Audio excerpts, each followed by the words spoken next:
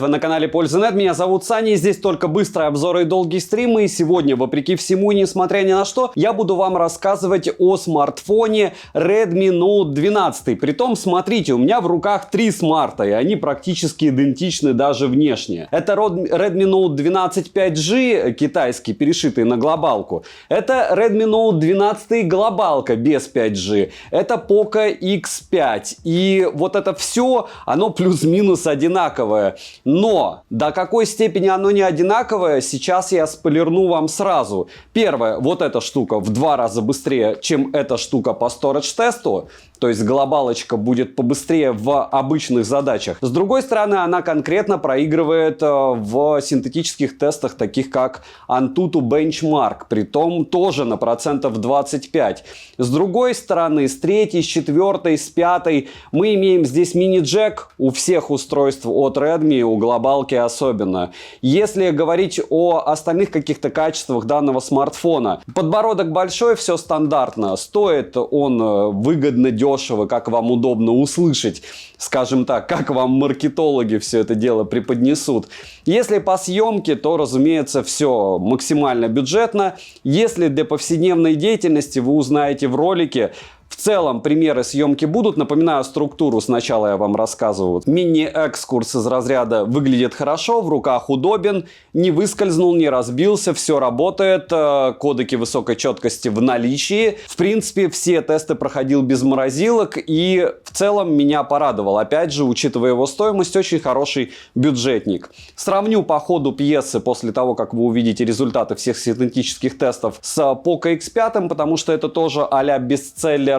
И он у нас в глобале уже давно на основной камере, также в студийной съемке. И в конце расскажу, стоит ли его приобретать или нет. Структуру примерно запомнили. Смотрим. Распаковка. Поставляется данный смартфон в обыкновенной белой упаковке с названием модели и краткими характеристиками. Пакинг абсолютно стандартный. В комплекте мы имеем ключ для извлечения прорезиненного слота под 2 нано-сим-карты и одну карту памяти до 1 терабайта. Краткое руководство, силиконовый чехол, сам смартфон с наклеенной защитной пленкой, блок питания на скромные 33 Вт и кабель для зарядки с USB-A на Type-C. Вес смартфона составляет 183 грамма, а габариты 165 на 76 на 8 мм без блока камер. Розыгрыши море, читаем описание, какие сейчас актуальны. Постоянно это, разумеется, 5 Mi Band 7 серии разыгрывается за лайк, подписку и комментарий к любому видео. Не забудьте подписаться на телеграм-канал скидок, взаимопомощи и мой личный телеграм-канал, там много всего полезного. Все по ссылкам в описании. Всем, кто оставит любой комментарий больше 5 слов, огромное спасибо, знаете, вы помогаете проекту. Перейдем же к смартфону. На выборе есть 3 расцветки корпуса: черная, голубая, как у меня, и зеленая. Дизайн смартфона практически такой же, как и большинство моделей Note, которых у меня на канале уже, наверное, штук 10 было. Корпус выполнен из пластмассы, сборка на свою стоимость, как и качество материалов. Грани прямые, в руке лежит в целом комфортно из-за небольшого веса. На корпусе расположена кнопка питания, качели регулировки громкости, разъем USB Type-C, версии 2.0, которая работает хорошо, микрофоны и динамики. По звучанию мы стандартно имеем моно, к сожалению. Да, это, конечно, совсем не радует, но динамик неплохой и громкий. Bluetooth кодеков достаточно для подобного смартфона, но опять же супер кодеков здесь нет и быть не может. Не будете вы наушники дороже смарта покупать, тем более беспроводные. Вибромотор слабенький, но не сказал бы, что прям ужасный. Чуть лучше плохого. ИК-порт и мини-джек присутствуют, за что огромный плюс, как и влага и пылезащита номинального класса IP53. И нет, это не значит, что вы можете спокойно ходить под дождем, но если на вас попали какие-то брызги, вы можете быстренько протереть смартфон, и все будет хорошо. Намеренно гулять под дождиком с ним не стоит. Смартфон оснащен AMOLED DOT дисплеем E2 Pro на 6,67 дюйма с разрешением 2400 на 1080 пикселей. Матрица экрана абсолютно плоская, цветовая гамма 100% DCI-P3, контрастность 4,5 миллиона к 1. Яркость 450 нит, максимальная яркость 700 нит и пиковая яркость 1200 нит в автояркости на солнце. При прямом попадании света на экран яркости достаточно, но запаса яркости, разумеется, нет. Особенно, когда вы привыкли к флагманам. Если к флагманам не привыкли, вам будет за глаза и за уши 1200 нит на солнце. Частота обновления экрана максимум 120 Гц. Также есть адаптивный режим, который работает при включенных 120 Гц. Тач на 240 Гц. Шим вы видите, автояркость работает корректно. Always on Display на борту, но только 10-секундный. Но можно Можно двойным тапом пробуждать экран и еще много чего делать. Видите сами в настройках, MIUI плюс-минус везде одинаковые. Мультитач в наличии, экран без каких-либо проблем откликается на 10 касаний. Разблокировать экран можно при помощи сканера отпечатков пальцев, внедренного в кнопку блокировки, и распознавания лица. Сканер работает хорошо, распознавание лица срабатывает корректно, даже под углом. Минус за то, что можно завести один и тот же отпечаток несколько раз, точнее 5 раз, и внести биометрические данные одного лица 2 раза. Подбородок у экрана огромный, что тоже неудивительно. Экран однозначно яркий, цветопередача хорошая, пользоваться смартфоном комфортно. Есть различные функции для персонализации, все как у всех, а также различные технологии для защиты зрения. К примеру, режим чтения, SGS IK дисплей и подобное. Процессор здесь слабенький, прямым текстом. Qualcomm Snapdragon 685 с техпроцессом 6 нанометров, 8 ядрами и максимальной частотой 2,8 ГГц. Графический процессор Adreno 610. Интерфейс MIUI у меня на данный момент 14.02 на базе Android 13 версии. Но опять же, если вы будете смотреть этот обзор, допустим, через месяц, 2 или 3, там будет уже новая версия. Интерфейс работает, но не сказал бы, что прям супер. Микрофризы проскакивают. И нередко. Оперативная память LPDDR4X доступна на выбор 4 или 6 гигабайт. Внутренняя память, что очень круто, я несколько раз за ролик вам вспомню, UFS 2.2. Для этого бюджета на 128 гигабайт у меня конкретно, но напоминаю, что есть поддержка еще карт памяти, и она здесь шустрая, эта память. Карточки при любом раскладе будут менее шустрые. На Али можно найти комплектацию с 8 гигабайтами оперативки, имеется поддержка Wi-Fi 5 серии, поддержки 5G сетей нет, что для нас хорошо, а для 4G есть Band 7 и 20. Связь смартфон ловит хорошо, микрофоны и датчики приближений не подводили. Bluetooth версии 5.0, NFC модуль в наличии, поддерживается, платить им можно. MirPay устанавливаем и все. GPS-тест в городских условиях показывает точность до 3 метров, емкость аккумулятора 5000 мАч,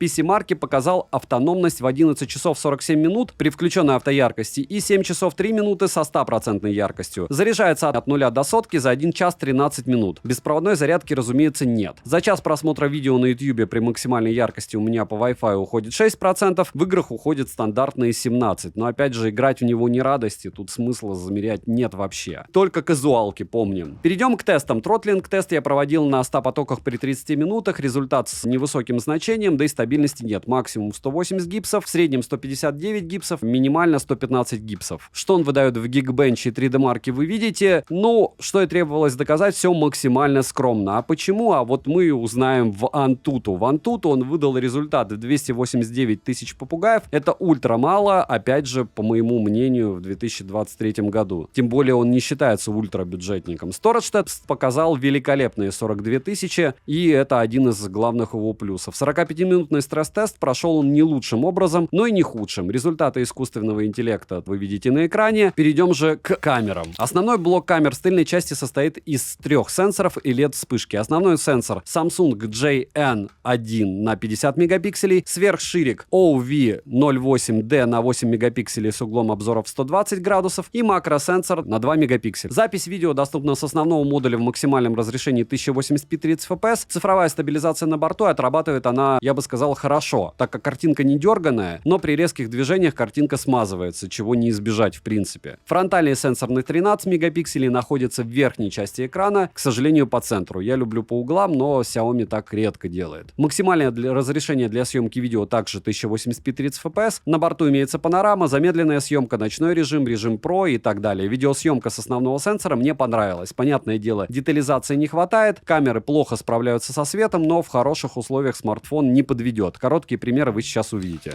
Ну что, основной модуль. Оба смартфона могут Poco X5 и Redmi Note 12 без 5G снимать в 1080p 30 fps. Это идеальные условия для съемки. На меня 4 прожектора бьют в лицо, позади меня получается 3 источника света. Единственное, здесь не идеальное место для записи аудио, но вот так.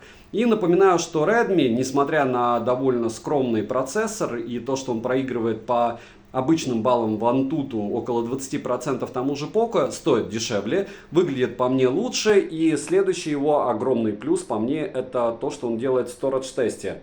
В Storage тесте он рвет Poco по полной программе. И насчет того, нужны ли такие примеры, ну, сами себе ответьте, вы же смотрите.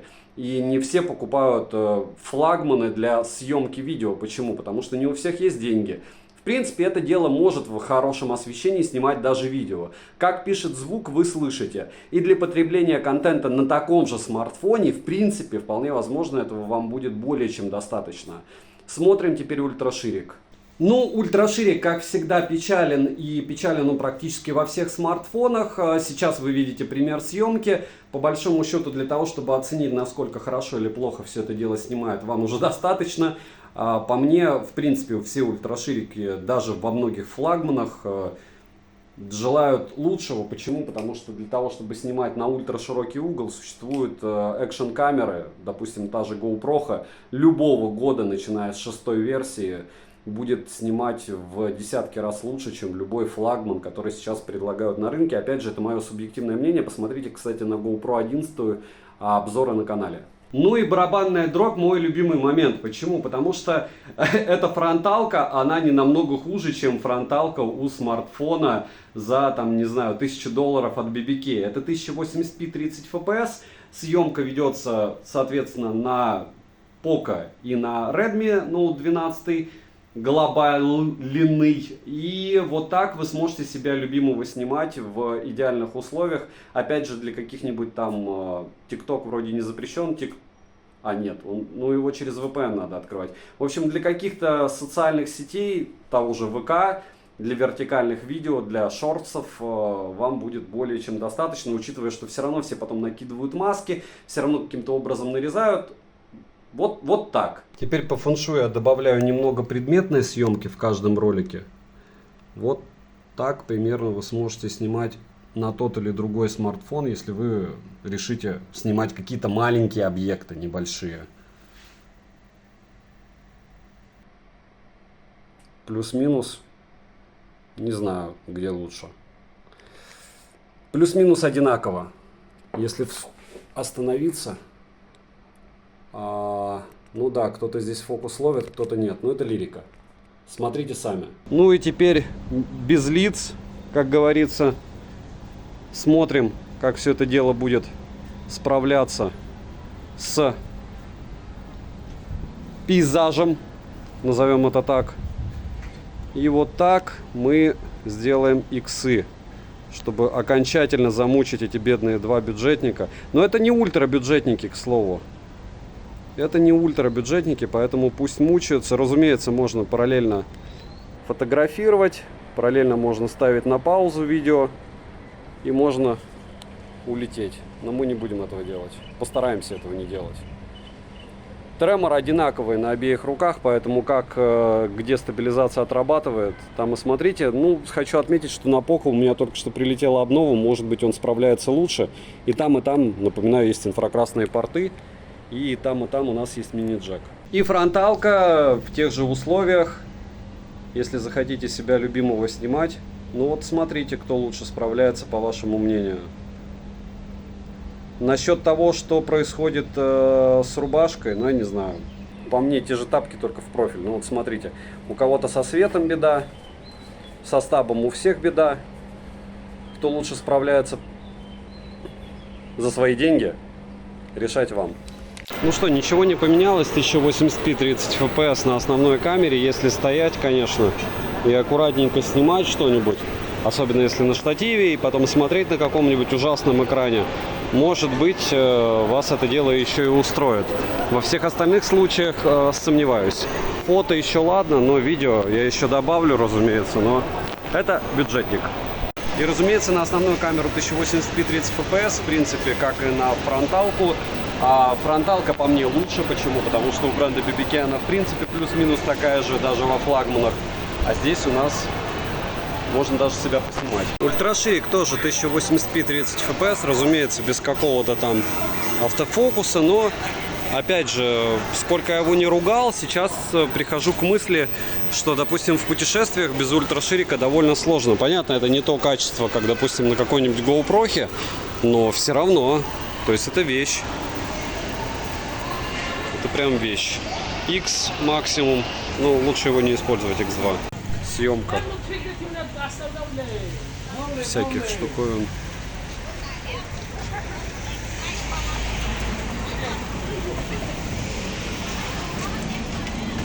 Везде Китай.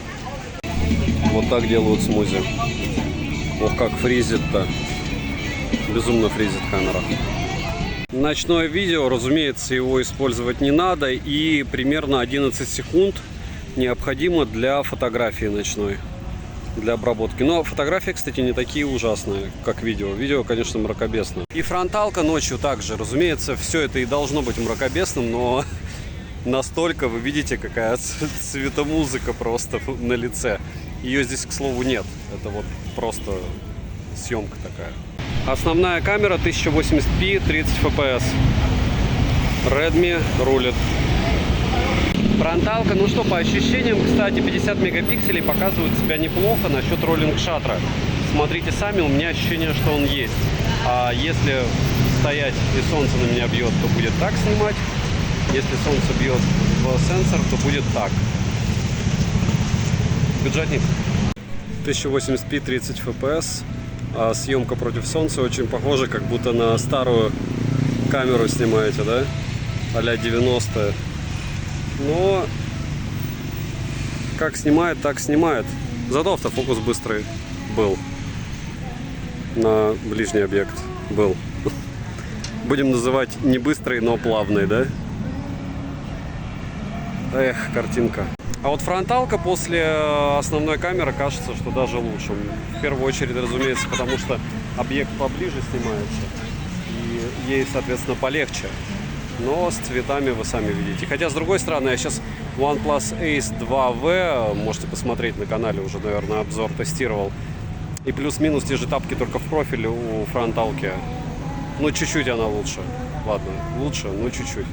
Немного примера видео в магазине. Буквально 7 секунд. Помещение 1080p 30 fps, съемка с двух рук. Иду аккуратно.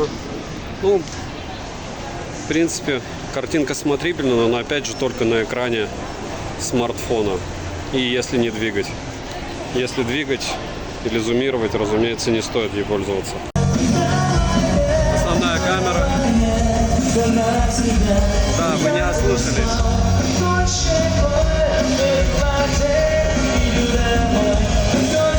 Как пишет звук, вы слышите?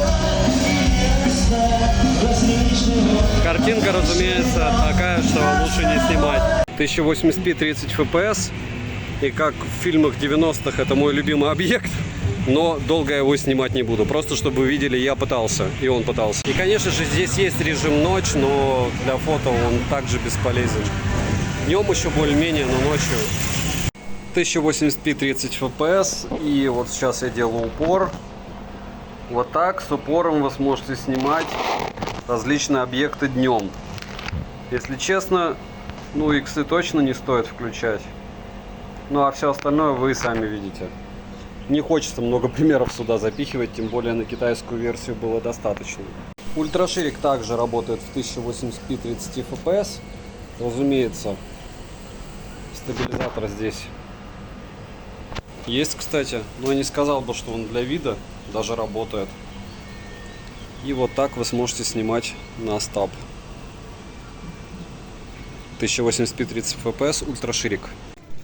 Режим макросъемки только в 720p. Чисто теоретически кому-то, наверное, поможет, но это мыло-мыльное. Минусы. Звучание моно, нет NFC модуля, процессор тротлит, не хватает производительности. Да и в принципе с процессором они, мне кажется, слишком сэкономили. Могли бы что-то помощнее поставить. Цену можете посмотреть по ссылке в описании к видео. Помним, что в основном выгоднее всего приобретать товары у Xiaomi на старте продаж. Хотя все бывает, так сказать. И резюмировать я бы хотел довольно просто. Да, примеры игр вы увидели в этом ролике. Да, в каком-то смысле играть в него можно в тот же PUBG на минималках, но этот ультрабюджетник ниже того уровня, про который я говорю, проблем не будет. Почему? Потому что как в плотности пикселей 400 ppi золотая середина ниже обращать внимание не стоит, также и в Antutu, если вы видите ниже 400 тысяч, знайте, играть вы не будете, и рано или поздно это устройство у вас будет подлагивать. Подлагивало ли оно у меня? Нет, потому что здесь быстрая память, то есть это компенсирует процессор. Но это с одной стороны. С другой стороны, вы должны четко понимать, что это смарт не про съемку, Если что-то надо сфотографировать, да, если снимать видео, то это печаль. И это смарт не про игры. Казуалочки какие-то, поползать в интернете, все отлично. Если вас это все дело устраивает, его сенсор на 50 мегапикселей делает, по мне, опять же, за свои деньги неплохие фото. Его мини-джек компенсирует отсутствие стерео, то есть вы можете подключать наушники и радоваться жизни, притом проводные, без всяких извращений. В целом, от меня девайс сюда в первую очередь, наверное, за его внешний вид, потому что выглядит он классно, выглядит он недешево, и кто бы что ни говорил, Redmi молодцы вместе с Xiaomi, они умудряются сделать из довольно бюджетного варианта смартфона довольно дорогой внешний смарт. Опять же, по моему субъективному мнению. Все будет всегда зависеть от цены, но я думаю, во время старта продаж эта штука на Али будет стоить не намного менее выгодный, чем тот же 12 5G, обзор на который был еще месяца 4 назад. В какой ценник он дойдет до нас, это уже вопрос. Но мы же смотрим на цену на Али, от нее и танцуем. Девайсу от меня да, напоминаю, что это его съемка, к сожалению или к счастью для него, здесь идеальные условия, лучше у вас картинки не будет. И его же микрофоны, ничего не подключено, вначале была картинка на Sony FX3, так что можете сравнивать, хотя смысла нет, это бюджетник, а то профессиональная камера. Девайсу, еще раз повторяюсь, от меня да, не забудьте подписаться на телеграм-канал скидок, взаимопомощи, мой личный телеграм-канал, написать в комментах, что еще купить на обзор. Добра и удачи вам, дорогие друзья!